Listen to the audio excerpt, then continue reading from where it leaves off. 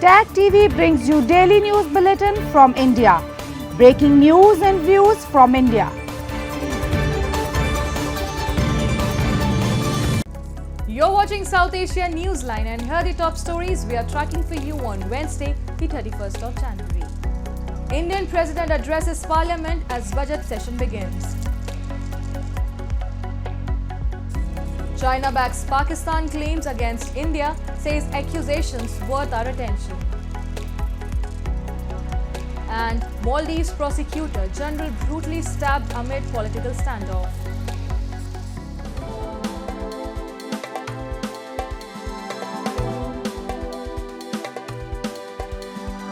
And now for all the details.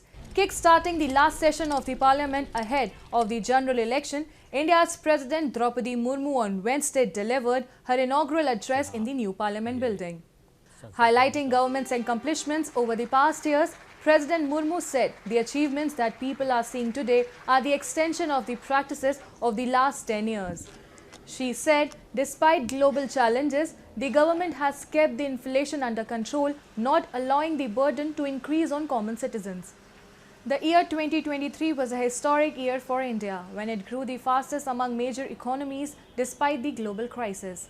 India grew about 7.5% for 2 consecutive quarters, she said.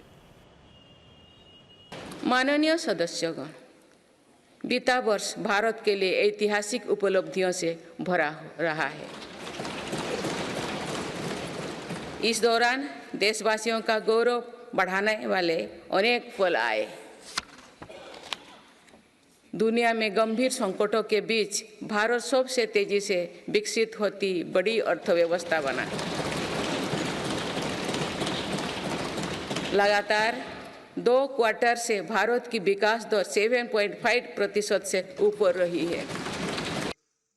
The interim budget will be presented by Finance Minister Nirmala Sitharaman on Thursday, which will be the Modi government's last before the general elections this year.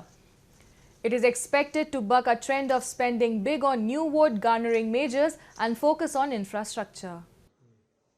Days after India refuted claims of involvement in targeted killings by Pakistan and called it a malicious propaganda, China on Wednesday backed Islamabad and said the accusations were worth Beijing's attention. China's foreign ministry in a presser said that China stands for strengthening counter-terrorism cooperation among all countries to jointly fight all forms of terrorism. China has several times put a hold on India-backed proposal to list Pakistan-based terrorists at a UN Security Council Sanctions Committee, which had led New Delhi to accuse Beijing of double-speak and double standards in fighting terrorism. However, India has not reacted to the Chinese statement yet. Pakistan has claimed that it had credible evidence linking Indian agents to the assassination of 2 terrorists last year. Mohammad Riaz, affiliated with the terror outfit Lashkar-e-Taiba and one of the main conspirators behind the Dangri terror attack in Jammu and Kashmir in 2023, was shot down in Pakistan-occupied Kashmir last year. In yet another setback for Imran Khan, a Pakistani court on Wednesday sentenced the former premier and his wife Bushra Bibi to 14 years in jail in a case related to illegal selling of state gifts. The verdict by an anti-graft court also includes a 10-year disqualification from holding any public office.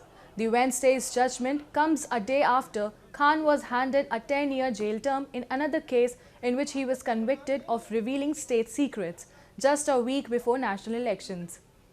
Denying the charges, Khan's media team has said the decision against the PTI Supremo popped up like a predetermined process in play. Another sad day in our judicial system history, which is being dismantled, it said. Khan has been fighting dozens of cases since his fallout with powerful military and ouster from power in 2022. While he has been disqualified from contesting the February 8 elections, his party PTI is contesting the polls amid a state crackdown and without an electoral symbol. Moving on, there has been growing unrest in GilgitBaltistan with daily protests being held against increase in subsidized wheat prices and other grievances. A report. Routine life has remained disrupted in parts of Gilgit-Baltistan as protests have intensified against increase in subsidized wheat prices and other grievances. There has been an anti-Pakistan sentiment for the past 1 year over inflation and wheat crisis that have made life miserable for the people in the occupied region. Regular strikes are being held on the call of the Awami Action Committee.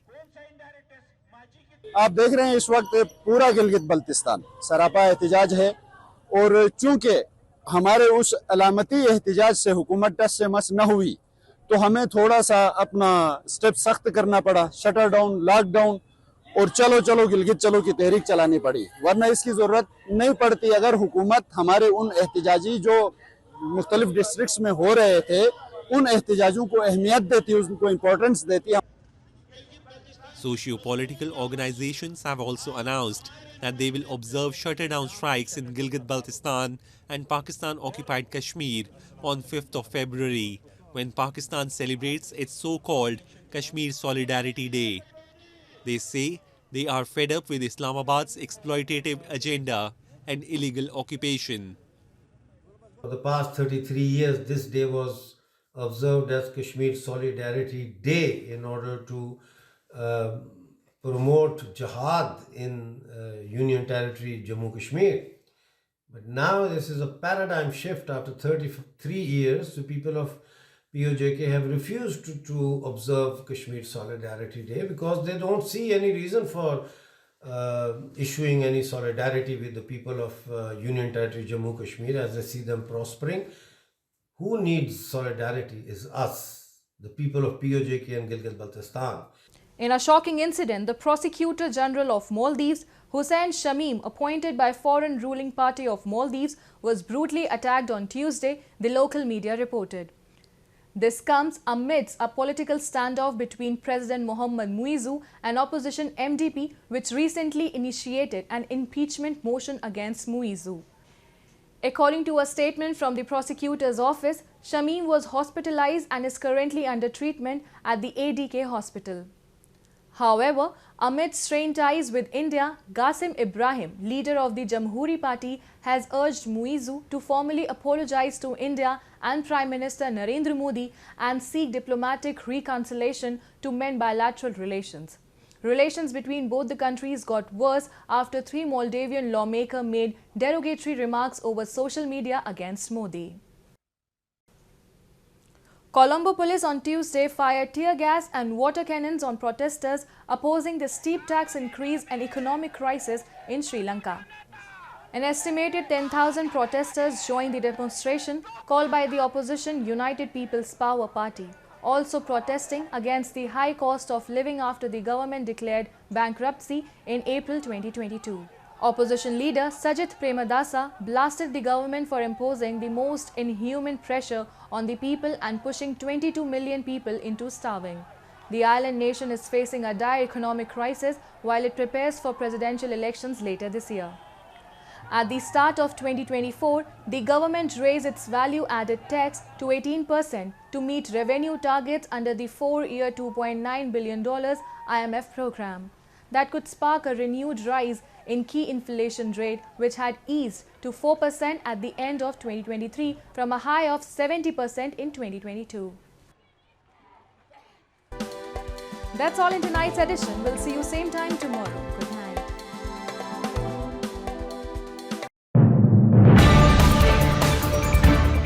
Tag TV brings you daily news bulletin from India.